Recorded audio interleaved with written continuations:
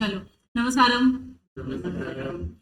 अब पता नहीं तुम लोगों का मूड कैसा है, लेकिन ठीक है, मुझको तो पढ़ाना ही है। मेरे पास चॉइस नहीं है। मॉड्यूल प्रिपेयर नहीं था, इसके लिए मैंने बोला इंस्टीट्यूट जो हमारे माए बाप है उसका ही सीधा बुक ले लेती हूँ और उससे ही डायरेक्टली आपको पढ़ा देती हूँ। बहुत ही सिंप्लीफाइड लैंग्वेज में लिखा हुआ है कि क्या एलएलपी होता है। तो पहले तो एलएलपी का फुल फॉर्म जान लो आप लोग। एलएलपी का फुल फॉर्म क्या है? क्या?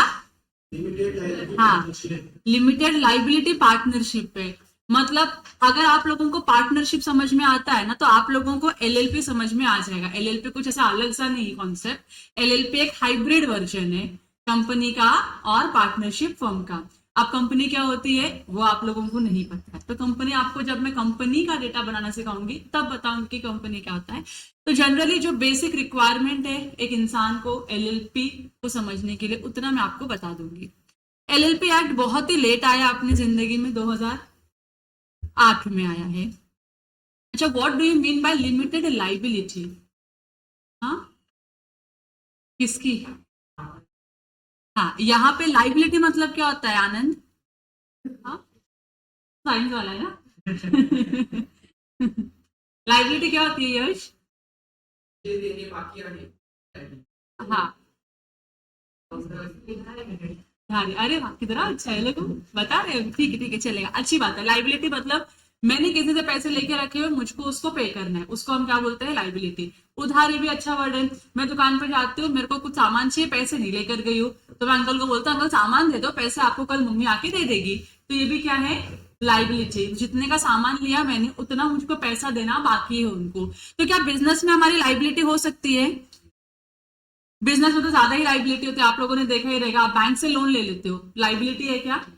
हाँ, बैंक से लोन लेना लाइबिलिटी। क्यों? क्योंकि आपने लोन लिया है कुछ काम करने के लिए, और उसके बदले में बैंक एक्सपेक्ट करती है कि आप उनको क्या पे करोगे?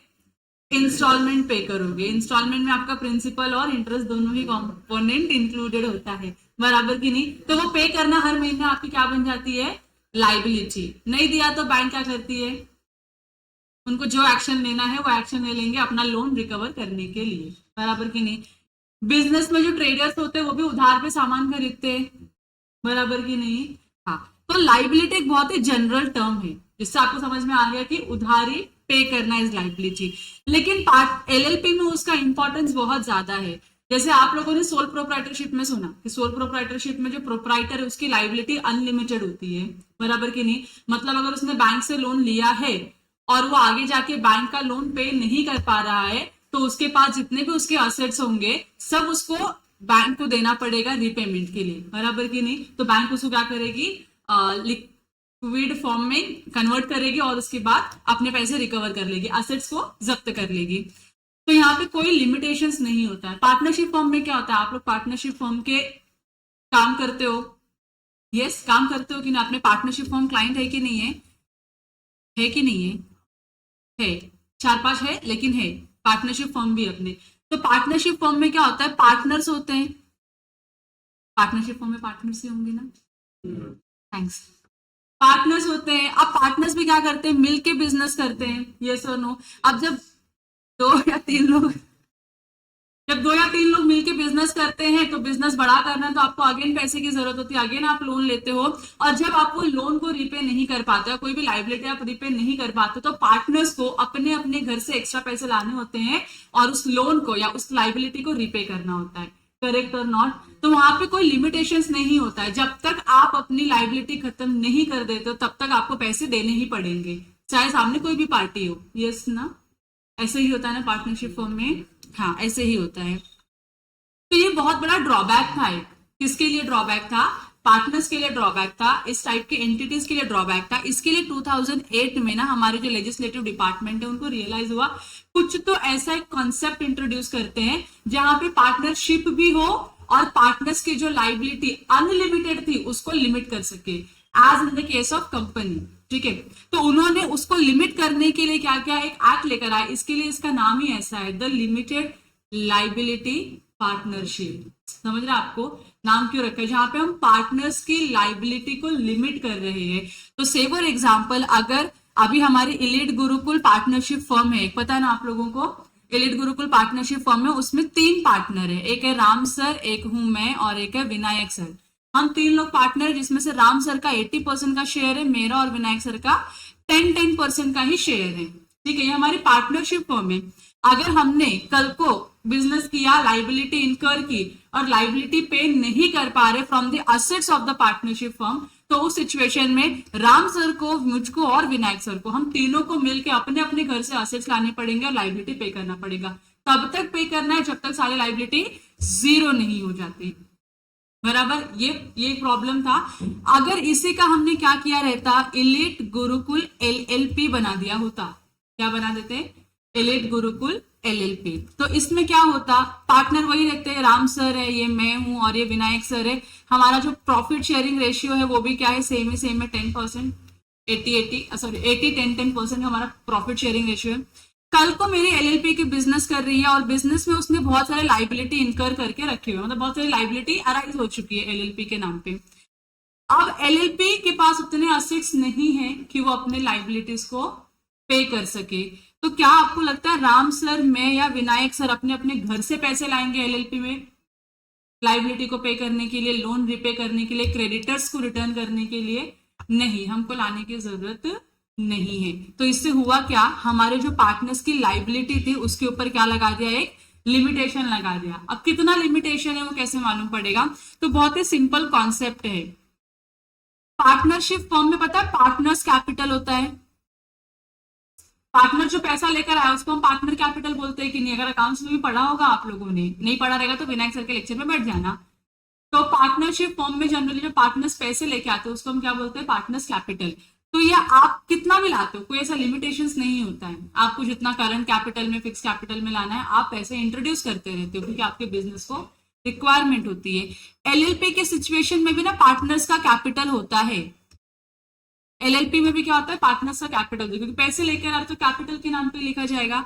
अब इसमें प्रॉब्लम, अच्छी बात यह है, प्रॉब्लम नहीं, इसमें अच्छी बात यह है कि जितना इन्होंने कंट्रीब्यूशन देने के लिए अग्री किया है ना, उतना ही उनका लाइबिलिटी है। तो अगर राम सर ने 80% का क्या लिया है, लाइबिलिटी लिया है, वो बोलते हैं मैं फॉर्म में 80,000 रुपए क्या करूंगा, सॉरी हमारी LLP में मैं 80,000 रुपीज इंट्रोड्यूस करूंगा। तो राम सर की लाइबिलिटी कितनी है, सिर्फ 80,000 की है। मैंने बोला मैं सिर्फ 10,000 इंट्रोड्यूस करूंगी, तो मेरी लाइबिलिटी कितनी है, मतलब मुझे इतना ही पैसा फॉर्म को देना है मेरे जेब से, इसके अलावा नहीं। तो विनायक सर की कितनी लाइबिलिटी होगी, 10,000।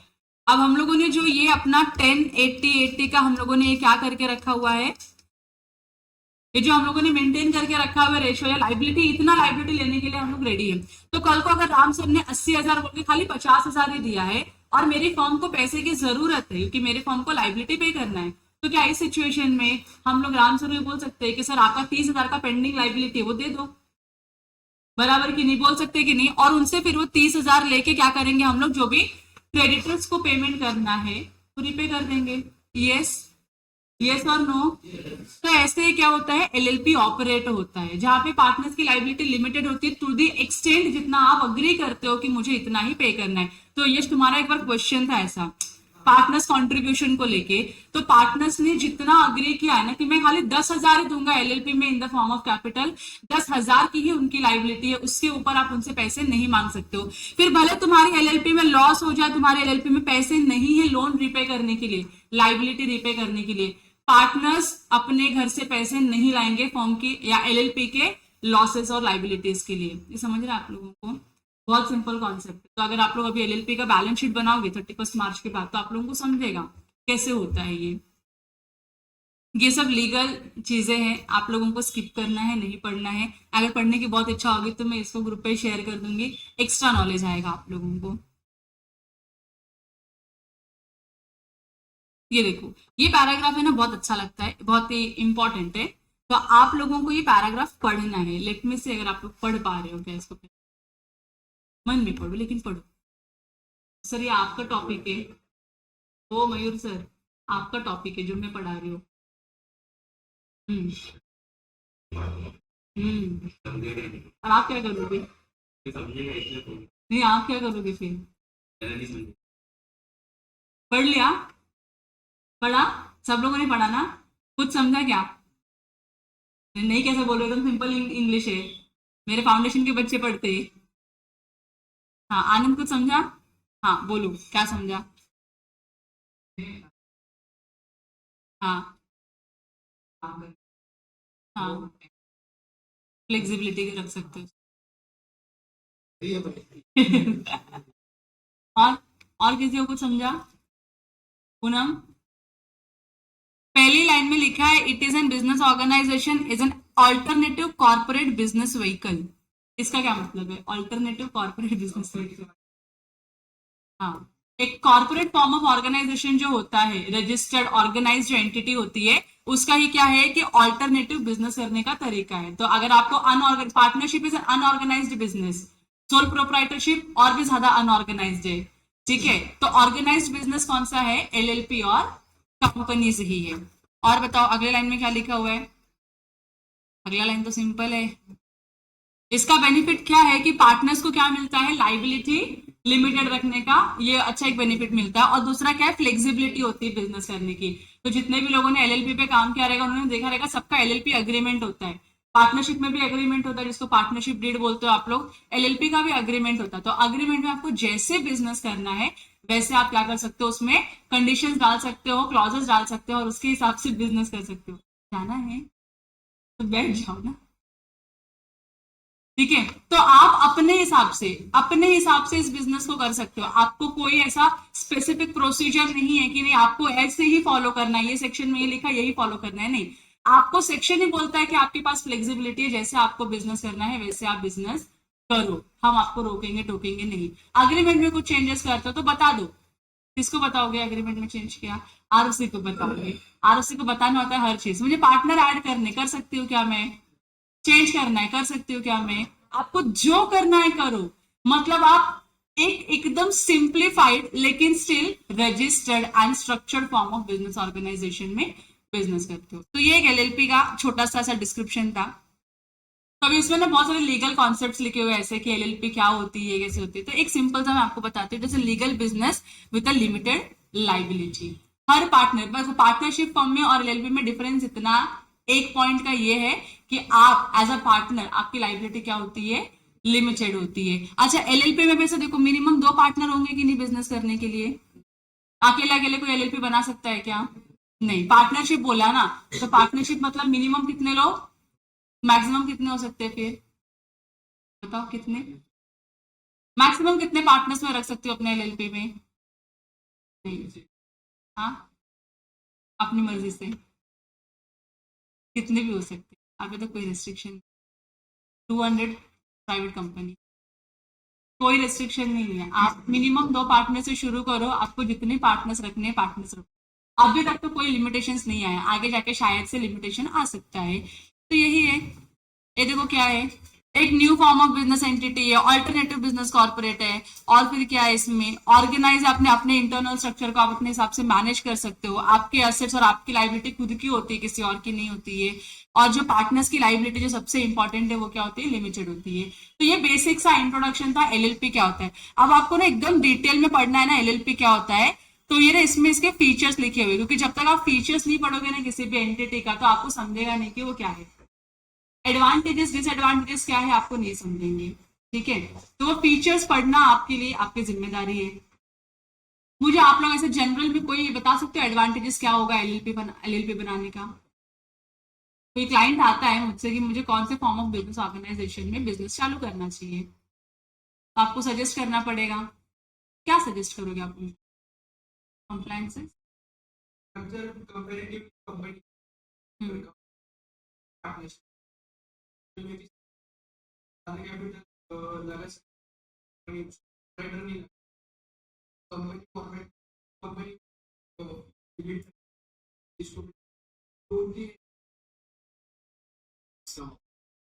पार्टनर का रिस्क कम होता है विथ रिस्पेक्ट टू लॉसेस, बराबर ना? लॉस और लाइबिलिटीज में मेरा रिस्क कम है क्योंकि मैं कम पैसे लगा रही हूँ, कम रिस्क ओन कर रही हूँ। ज्यादा पैसे लगा रही हूँ, ज्यादा रिस्क ओन कर रही हूँ। लेकिन जितना ज्यादा है मुझे पता है कि कितना ज्यादा है, लिमिटेड ही है।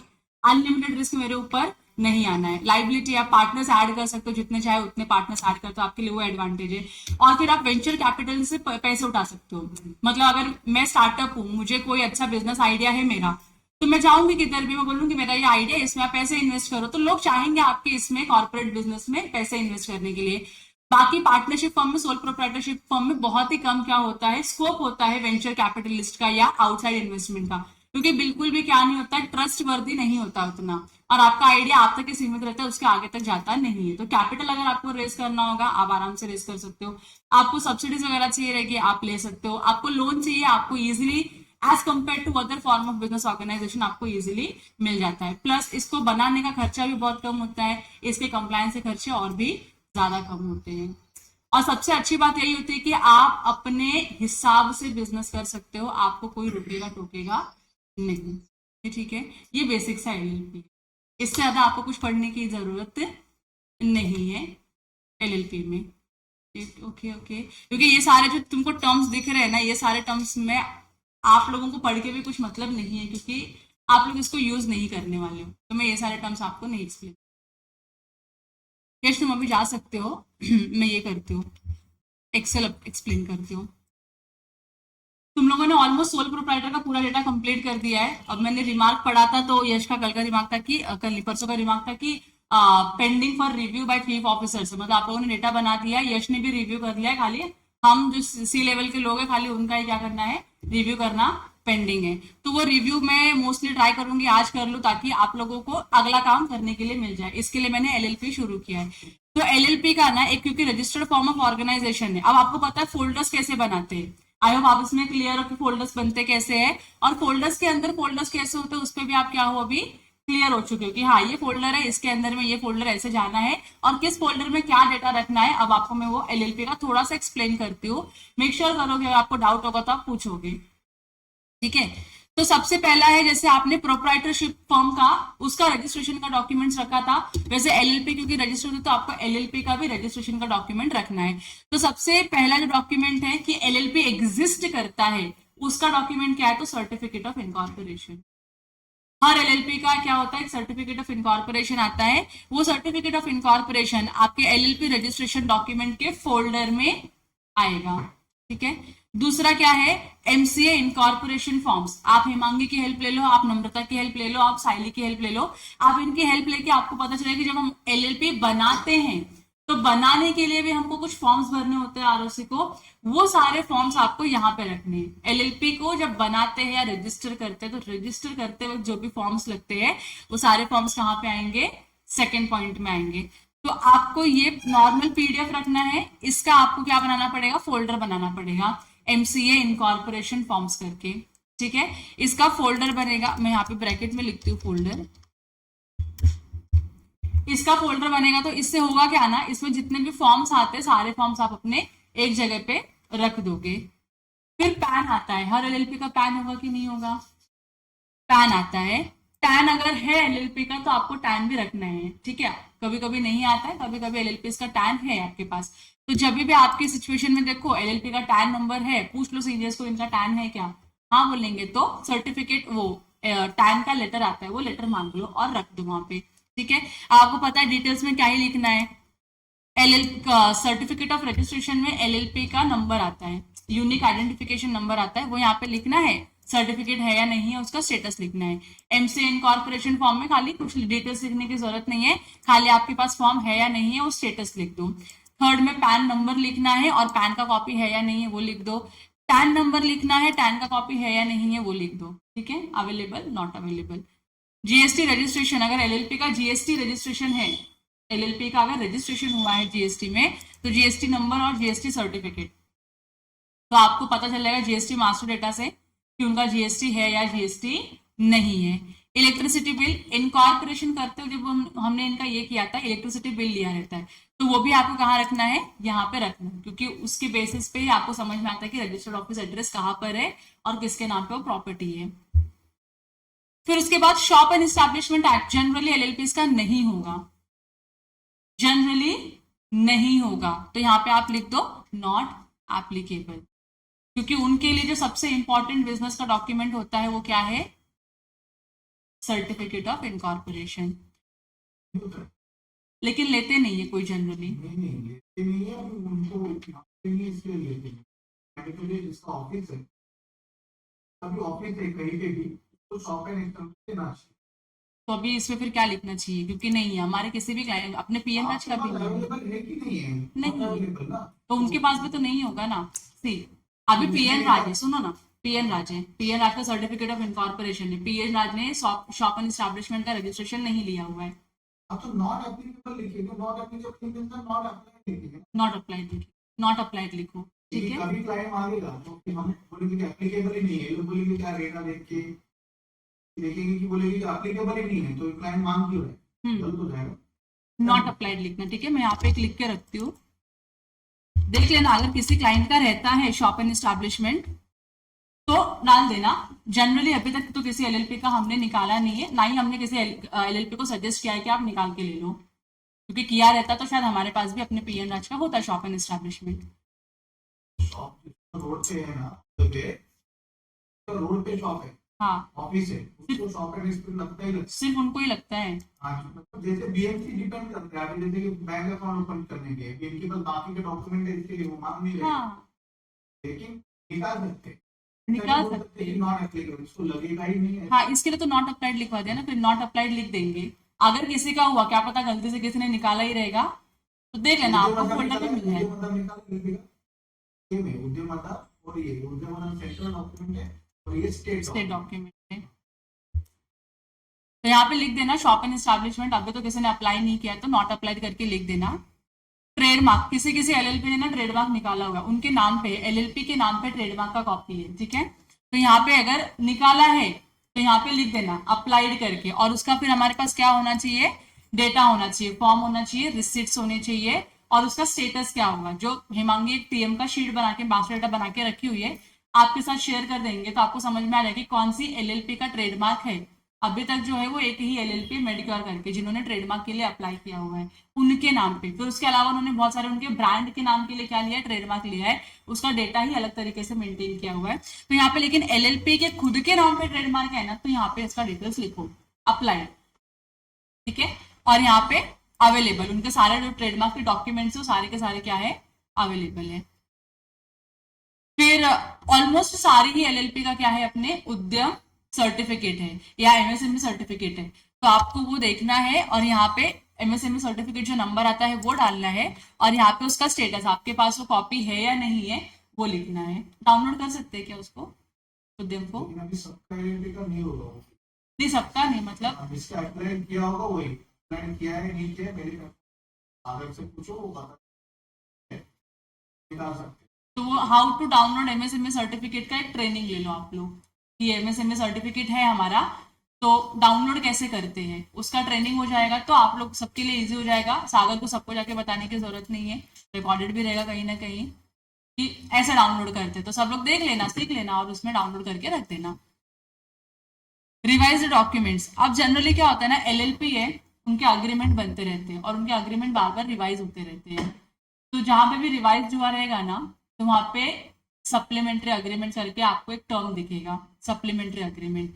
फिर उसके बाद कितने एलएलपीज ने अपने नाम चेंज कर लिए हैं, तो नाम चेंज किया तो अलग से उनका क्या आता है, डॉक्यूमेंट बनता है। फिर कितने एलएलपी ने अपने एड्रेस चेंज कर लिए हैं, तो एड्रेस चेंज कर लिए तो उसका भी अलग से डॉक्यूमेंट आता है। आपको ना आरओसी का फोल्डर है अपने इसमें, अभी का जो सर्वर पे डेटा है ना, आरओसी का फोल्डर है हर एक क्लाइंट के नाम पे, उसमें जो जो चेंजेस हुए हैं ना, चेंज इन नेम है तो यहाँ पे आपको लिखना है, चेंज इन नेम का डॉक्यूमेंट है, आपको यहाँ पे मेंशन करना है यस नाम चेंज हुआ है और डेटा पूरा का पूरा अवेलेबल है।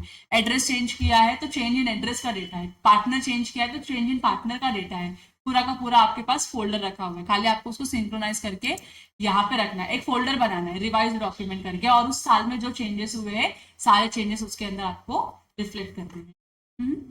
और उसमें डाउट आते हैं कि ये वाला समझ में नहीं आ रहा चेंज हुआ है कि नहीं हुआ है, तो हिमांगी और साइली है, नम्रता है, उनकी आप हेल्प लेके ये डॉक्यूमेंट्स को रख सकते हो, ठीक है।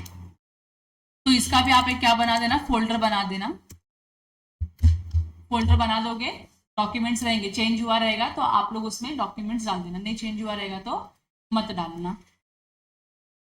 तो ये हो जाएगा आपका एलएलपी के रजिस्ट्रेशन का डॉक्यूमेंट, ठीक है, रजिस्ट्रेशन और उसमें जो भी चेंजेस हुए उसके सारे डॉक्यूमेंट्स यहाँ पे आ जाएंगे। फिर सेकंड आता है पेरोल का। अब पेरोल का आप लोगों को आइडिया है, ठीक है, तो अभी पेरोल की एप्लीकेबिलिटी आपको पता है, मैंने एक लेक्चर में बताया कि अगर आपको पीएफ लेना मैंडेटरी कब होता है, जब आपके 20 एम्प्लॉय होते हैं। आपको ईएसआईसी लेना मैंडेटरी कब होता है, जब आपके 10 एम्प्लॉयज होते हैं। कंपनी की जैसा नहीं है कि आपको बाय डिफॉल्ट रजिस्ट्रेशन आ जाए, तो आपको पीएफ और ईएसआईसी अगर उस एलएलपी का है तो ही यहाँ पे उसके सर्टिफिकेट्स आएंगे, आपको नहीं है तो नहीं आएंगे। और कैसे चेक करते हैं पीएफ नंबर है या नहीं है किसी एंटिटी का, या ईएसआईसी नंबर है या नहीं है, मैंने बताया हुआ है आप लोगों को, रिकॉर्ड किया है मैंने। How to check PF number, how to check ESIC number, YouTube पे उसका वीडियो पूनम ने डाला हुआ है, ढूंढोगे ना तुमको मिल जाएगा। कि अगर किसी एलएलपी है, जैसे अभी PN Raj and associates LLP है, इस एलएलपी का पीएफ नंबर है या नहीं, अगर आपको पता करना है तो मैंने उस वीडियो में बताया है कि कैसे चेक करते हैं, आप जाके देख लो। उस वीडियो में बताया कि कैसे ईएसआईसी ढूंढते हैं, वो जाके चेक कर लोगे। रहेगा तो यहाँ पे आपको उनका रजिस्ट्रेशन नंबर और सर्टिफिकेट आना चाहिए, ठीक है। नहीं रहेगा तो एप्लीकेबल ही नहीं है क्लाइंट को, तो 20 एम्प्लॉय नहीं है क्लाइंट के तो नॉट एप्लीकेबल, ठीक है। फिर उसके बाद अच्छा, इसमें भी दो, अभी पीटी है, पीटी में मैंने आपको बताया अच्छे से, पीटी दो होता है, एक आरसी होता है और एक ईसी होता है। तो बाय डिफॉल्ट ना एलएलपी का भी पीटी आता नहीं है, अलग से रजिस्ट्रेशन करना होता है। तो जिनका भी रजिस्ट्रेशन किया होगा तो उनका आपको यहाँ पे रजिस्ट्रेशन नंबर लिखना है, पीटी ईसी नंबर भी लिखना है, पीटी आरसी नंबर भी लिखना है। दोनों ढूंढते कैसे वो भी मैंने बता के रखा हुआ, उसका भी वीडियो रिकॉर्ड है, आप देख लेना उसको जाके, तो आपको वो भी पता चल जाएगा कि पीटीईसी पीटीआरसी का सर्टिफिकेट डाउनलोड कैसे करते हैं। फिर आप चेक करोगे तो आपको पता चलेगा कि मतलब अप्लाई किया है या अप्लाई नहीं किया है। नहीं अप्लाई किया रहेगा तो वहां पे खुद ही लिख के आता है नॉट अप्लाइड करके। आप देखेंगे तो हर एलएलपी का पीटीईसी तो होना ही चाहिए, लेकिन बहुत सारे एलएलपी का नहीं है, तो वहां पे जाके क्या लिखना, नॉट अप्लाइड। जैसे अभी आपका इसका है, ये शॉप एंड एस्टैब्लिशमेंट है, होना चाहिए लेकिन नहीं है तो नॉट अप्लाइड लिखा। तो पीटीईसी वैसे होना चाहिए लेकिन नहीं है तो क्या लिखोगे आप लोग, नॉट अप्लाइड लिखोगे। आरसी कंपलसरी नहीं है, आरसी तब होता है जब आपके एम्प्लॉयज होते हैं, उनकी सैलरी की जो लिमिट्स हमने डिस्कस की थी उतनी लिमिट्स क्रॉस होती है तो आरसी एप्लीकेबल है, वरना आरसी एप्लीकेबल नहीं है, देख लेना। और नॉट एप्लीकेबल या नॉट अप्लाइड जो भी रहेगा स्टेटस वो लिख देना। तो करंटली हम दो एलएलपी जिसका हम पीटी कर रहे हैं, एक एलएलपी जिसका पीएफ और ईएसआईसी कर रहे हैं, ठीक है। फिर उसके अलावा अगर उन्होंने कोई लेबर लॉ के अंडर में रजिस्ट्रेशन लिया, जैसे एक एलएलपी है अपनी, उन्होंने उनका अलग से इंश्योरेंस का, एम्प्लॉयज के लिए इंश्योरेंस का ये निकाल के रखा हुआ है, तो आपको भी क्या करना है, उनसे वो सर्टिफिकेट लेना है अगर है तो, और उसमें ऐड करना है। बाकी और किसी का अलग से कोई दूसरा स्टेट लेबर में रजिस्ट्रेशन नहीं, खाली वो एक ही एलएलपी है जिसका नाम मैं आपको बता दूंगी, आप लोग बाद में जो भी उस पर काम करेगा नोट कर लेना उसको, ठीक है। फिर अग्रीमेंट्स आते हैं। अभी जो ऊपर हमने अग्रीमेंट देखा वो एलएलपी इनकॉर्पोरेशन जो होती है और जो उनके टर्म्स एंड कंडीशन जो क्लॉजेस लिखे थे वो अग्रीमेंट है। ये दूसरे अग्रीमेंट से, अगर इसमें से कोई अग्रीमेंट है उनका तो आपको वहां पे लिखना है, मेंशन करना है, नहीं है तो मेंशन नहीं करना है। नॉट एप्लीकेबल या नॉट अवेलेबल, डेटा ही नहीं है, या फिर डैश करके रख दो, कंफ्यूजन ही नहीं होगा, क्योंकि हर जरूरी नहीं है ना कि हर क्लाइंट का इंटर कॉर्पोरेट अग्रीमेंट हो, हर क्लाइंट का प्रीमाइज लीज होल्ड अग्रीमेंट हो। अच्छा, ये प्रीमाइज लीज होल्ड अग्रीमेंट क्या होता है, आपका रेंट अग्रीमेंट है। अगर क्लाइंट का रेंट अग्रीमेंट है तो आपको यहाँ पे लिखना है, ठीक है, नहीं रहेगा तो नहीं है। फिर ओपिनियन में आपको पता कुछ ऐसा, जो भी किसी क्लाइंट ने कोई ओपिनियन लिया नहीं तो इसको आप डैश रखो। और फिर आते हैं यहाँ पे सारे के आपके लॉगिन आईडी और पासवर्ड्स। ये लॉगिन आईडी पासवर्ड जैसे आप मेंटेन करते हो उसी तरीके से आपको मेंटेन करते हुए चलना है। अदर इन्फॉर्मेशन, अब यहाँ पे ना आपको ध्यान देना है, यहाँ पे क्या लिखा है, details of person signing the local agreements with vendors and customers. तो अभी एलएलपी में एक से ज्यादा लोग होते हैं, तो वो अग्रीमेंट कौन साइन करता है, मतलब बाहर जाके किसी भी क्लाइंट से कौन अग्रीमेंट, या किसी क्रेडिटर से या किसी वेंडर से या किसी सप्लायर से अग्रीमेंट करता है, साइन करता है, तो जो पर्सन होगा ऑथोराइज पर्सन जिसको हम बोलते हैं, फिर जीएसटी में कौन ऑथोराइज पर्सन है साइन करने के लिए, तो उसका यहाँ पे आपको नाम और डेजिग्नेशन लिखना है। तो जैसे अभी एक एलएलपी है पीएन राज एंड एसोसिएट्स, उसमें अभी जो भी काम होता है, फिर उसमें जो अभी लीड पार्टनर है, जो मेन पार्टनर है वो राम सर है, बराबर। तो यहाँ पे आप सारे पार्टनर्स का नाम नहीं लिखोगे, राम सर का नाम लिखोगे और डेजिग्नेशन में लिखोगे डेजिग्नेटेड पार्टनर। समझ रहे आप लोगों को, मतलब ये पर्सन वो होगा जो हर एक चीज को क्या करता है, मेंटेन। मतलब आपको कुछ डाउट आती है आप उनसे जाके पूछ लेते हो, उन वही क्या है, ऑथोराइज पर्सन है हर एक काम को करने के लिए।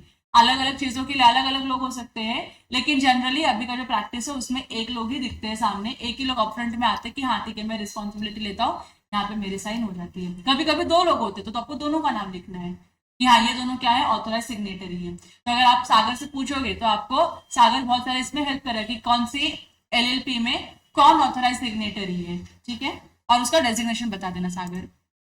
और फिर उसके बाद details of signing the tax related documents. अगर कोई पर्सन टैक्स वाले जो काम है अपने, जैसे GST एक हो गया और दूसरा इनकम टैक्स हो गया, तो GST में किसका DST लगता है, साइन जाता है, इनकम टैक्स में किसका DST साइन जाता है, उसका डिटेल्स आपको यहाँ पे लिखना है। वो दिखता है ना विजय भाई लॉगिन करके, आप पोर्टल पे लॉगिन करोगे ना तो कौन ऑथराइज पर्सन है उसका नाम दिखता है, उनका नाम और उनका डेजिग्नेशन यहाँ पे लिखना है आपको।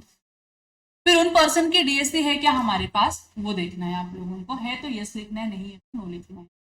फिर कंसल्टेंट इन्फॉर्मेशन, अगर उनके कोई दूसरे कंसल्टेंट है, जैसे है हमारे कुछ क्लाइंट्स के क्या है, अलग अलग सर्विसेज के लिए अलग अलग कंसल्टेंट है, अगर है तो आपको उनके डिटेल्स यहाँ लिखने हैं, नाम, कॉन्टैक्ट नंबर, नहीं है तो ब्लैंक छोड़ दो। फिर बैंकिंग डिटेल्स, बैंकिंग डिटेल्स आपको पता है क्या क्या डालना है उसमें, तो सारे बैंकिंग डिटेल्स यहाँ पे आप लिख दो। और बैंक में ना जो साइनिंग पर्सन होते हैं ना वो 2 लोग होते हैं, यहाँ पे देखो list of bank authorise signatories और ऑथोराइजेशन मैट्रिक्स, मतलब इसमें कौन कौन से पर्सन साइनिंग के लिए एलिजिबल है, कौन कौन से पर्सन का नाम है कि भैया आपको चेक क्लियर करने के लिए इनका साइन लेना पड़ेगा या ये डॉक्यूमेंट्स के लिए इनका साइन लेना पड़ेगा, तो वो आपको यहाँ पे उनका नाम और उनका डेजिग्नेशन लिखना है, ठीक है। किसी किसी LLP में एक ही पर्सन है जो ऑथोराइज सिग्नेटरी है बैंकिंग ट्रांजैक्शन को करने के लिए, किसी किसी LLP में 2 सिग्नेटरी है जो बैंकिंग ट्रांजैक्शन को ऑथोराइज करते हैं, तो वो आपको यहाँ पे लिखना है लिख के। वो कैसे मालूम पड़ेगा, तो जब आप बैंक अकाउंट ओपनिंग का डॉक्यूमेंट या फोल्डर ओपन करोगे ना, उसमें रेजोल्यूशन है, वर्ड फाइल में रेजोल्यूशन है, उस रेजोल्यूशन पे नीचे नाम लिखा हुआ है कि कौन कौन ऑथोराइज पर्सन है साइन करने के लिए, ठीक है, वो नाम आपको देख के लिखना है। नहीं समझ में आता है फिर भी साइली या हिमांगी को पूछो, वो लोग बता देंगे कहाँ पे मिलेगा आपको, ठीक है। तो इसके साथ आपका पहला वाला जो लिस्ट है वो क्या हो जाएगा, कंप्लीट हो जाएगा। फिर सेकेंड है डेजिग्नेटेड पार्टनर्स और पार्टनर्स का डिटेल्स। ये ना अभी आप लोगों को LLP में पार्टनर्स और डेजिग्नेटेड पार्टनर का कुछ कॉन्सेप्ट होता है। जो मेन पार्टनर होता है उसको हम डेजिग्नेटेड पार्टनर बोलते हैं, जो नॉर्मल पार्टनर है उसको हम पार्टनर ही बोलते हैं। तो हर LLP में कम से कम 2 डेजिग्नेटेड पार्टनर होते हैं जो हर एक्टिविटीज LLP के सारे एक्टिविटीज को मैनेज करेंगे। तो उनका नाम लिखना है, उनका DIN number, pan number, voter ID। अब ये सारी इन्फॉर्मेशन आपको कहाँ से मिलेगी मैं वो बता देती हूँ, तो आप लोग कुछ चीजें क्या कर लोगे, खुद से ही ढूंढ लोगे। तो mca.gov.in करके एक पोर्टल है, आपको बहुत सारे LLPs का, बहुत सारे का सारे LLPs का डेटा वहां पे मिलेगा, लेकिन आपको अपडेटेड डेटा अगर देखना है तो आपको यहाँ से ढूंढना पड़ेगा। ये पोर्टल पे जाओगे तो ऐसा आपको क्या मिलेगा, होम पेज मिलेगा। यहाँ पे जाने के बाद आपको ना MCA सर्विसेज पे कर्सर लेके जाना है, क्लिक मत करना, खाली कर्सर लेके जाओगे। यहाँ पे तीसरा एक मास्टर डेटा करके एक ऑप्शन दिख रहा है, कर्सर रखोगे तो मास्टर डेटा करके एक ऑप्शन दिखेगा। फिर वहां से ना यहाँ पे आना है आपको और देखना क्या है, मास्टर डेटा सर्विसेज V3, ठीक है। यहाँ पे आके अगर आप क्लिक करोगे ना तो आपको ये आपका मैथ्स चेक किया जाएगा कि आपको मैथ्स आता है कि नहीं आता। कैलकुलेशन बताओ कितना है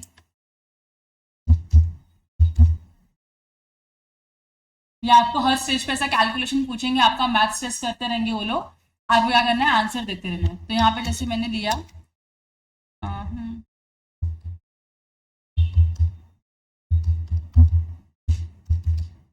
अगर आपको नाम पता है तो प्रॉपर नाम टाइप करना है, नाम नहीं पता तो नाम पूछ लेना है कि भाई एग्जैक्ट नाम करेगी। अगर आप गलत नाम डालोगे, गलत स्पेलिंग डालोगे, सर्च नहीं करेगा। तो आपको प्रॉपर क्या करना है, नाम टाइप करना है यहाँ पे जाके, और सिलेक्ट आपको ऑप्शन करना है कंपनी LLP वाला, ठीक है। दिख रहा है क्या आप लोग, ग्रे पे ग्रे है। फिर से क्या पूछेंगे वो लोग, कैलकुलेशन पूछेंगे, देने का उनको कैलकुलेशन का आंसर।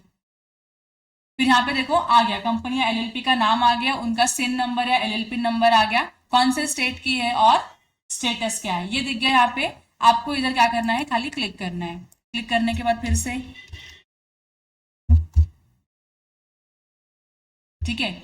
अब जब आप इतना करोगे ना तो आपको ये ऐसा एक डेटा ओपन हो जाता है, LLP इंफॉर्मेशन। तो यहाँ पे LLP का LLP नंबर क्या है, जो यहाँ पे आपको डालना है ना, ये वाली शीट पे सर्टिफिकेट ऑफ इनकॉर्पोरेशन पे, यहाँ पे जो नंबर जाना है वो ये नंबर जाना है, LLP नंबर जाना है, और सर्टिफिकेट ऑफ इनकॉर्पोरेशन यहाँ पे स्टेटस लिखने का है। LLP का नाम क्या है, कौन सी ROC में, डेट ऑफ इनकॉर्पोरेशन क्या, ईमेल ID, मोबाइल नंबर।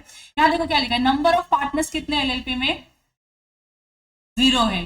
मैं 2 दिखा रही हूँ, इसका ही नहीं मतलब 2 है। नंबर ऑफ पार्टनर्स कितने हैं? 0 है। लेकिन नंबर ऑफ डेजिग्नेटेड पार्टनर्स कितने हैं? 2 है। मतलब टोटल कितने पार्टनर्स है यहाँ पे? 2 ही है यहाँ पे। टोटल में कितने लोग हैं इस एलएलपी में?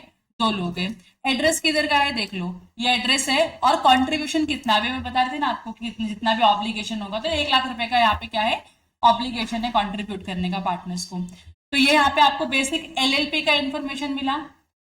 अब यहाँ पे आओगे तो आपको इंडेक्स ऑफ चार्ज दिखता है। एक चार्ज करके कुछ कॉन्सेप्ट होता है, आज नहीं पढ़ाऊंगी, कभी और पढ़ाऊंगी। थर्ड, जब आप टैब ओपन करोगे ना तो आपको ये दिखेगा पार्टनर्स और सिग्नेटरी डिटेल्स। डेजिग्नेटेड पार्टनर्स जितने भी है ना, उनका नाम यहाँ पे दिखता है, उनका नाम है, उनका डिन नंबर है, डेट ऑफ अपॉइंटमेंट है। ठीक है, ये दिख रहा है आप लोगों को? ये आपको यहाँ पे डालना है डेजिग्नेटेड पार्टनर्स में। तो नाम क्या है? तो नाम यहाँ से कॉपी करना है।